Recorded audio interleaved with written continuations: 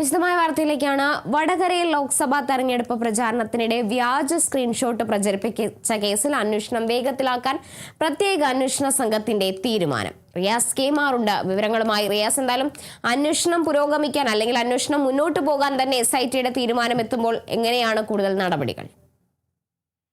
UDF സർക്കാർ അധികാരത്തിൽ വന്ന ശേഷമാണ് ഈ കാഫർ സ്ക്രീൻഷോട്ട് കേസുമായി ബന്ധപ്പെട്ട് SITയെ നിയോഗിച്ചത്.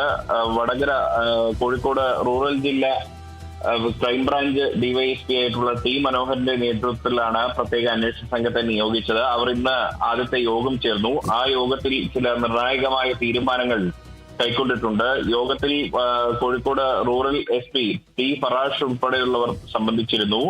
അതിൽ പ്രധാനമായും തീരുമാനിച്ചിരിക്കുന്നത് കേസിൽ ആദ്യം പ്രതിയായിട്ടുള്ള MSF പ്രവർത്തകൻ CK കാസിമിന്റെ മൊഴി രേഖപ്പെടുത്തുക എന്നുള്ളതാണ്. CK കാസിം ആദ്യം പ്രതിയാണെന്ന് പോലീസ് നടത്തിയ അന്വേഷണത്തിൽ കണ്ടെത്തുകയും എന്നാൽ അത് യഥാർത്ഥ പ്രതി CK കാസിം അല്ല എന്ന് പിന്നീട് കോടതിയിൽ തെളിയുകയുമായിരുന്നു. തുടർന്ന് നടത്തിയ അന്വേഷണത്തിൽ DYFI നേതാവായിട്ടുള്ള റിബേഷ് രാമകൃഷ്ണൻ അടക്കമുള്ളവർ ഈ വ്യാജ കാഫർ സ്ക്രീൻഷോട്ട് ആദ്യം പ്രചരിപ്പിച്ചവരിൽ ഉണ്ട് എന്ന് കണ്ടെത്തുകയാണ് ഉണ്ടായത്. അതിന്റെ അടിസ്ഥാനത്തിൽ ഏറ്റവും ആദ്യം SIT ചെയ്യുക MSF പ്രവർത്തകനായിട്ടുള്ള CK കാസിമിന്റെ മൊഴി രേഖപ്പെടുത്തുക എന്നുള്ളതാണ്.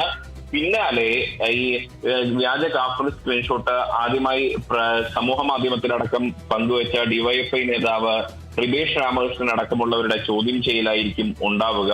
മാത്രമല്ല, പോലീസ് വ്യക്തമാക്കുന്ന ഒരു കാര്യം, പ്രത്യേകിച്ച് Kozhikode rural SP T Farash എന്ന് വ്യക്തമാക്കിയ ഒരു കാര്യം, ഈ സ്ക്രീൻഷോട്ടിന്റെ ഉറവിടം എവിടെയാണ് എന്ന് കണ്ടെത്തുക അതീവ ദുഷ്കരമായ കാര്യമാണ്. എങ്കിൽ കൂടിയും അത് കണ്ടെത്താനുള്ള ഒരു ഊർജിതമായ ശ്രമം SITയുടെ നേതൃത്വത്തിൽ ഉണ്ടാകും എന്ന് അറിയിച്ചിട്ടുണ്ട്.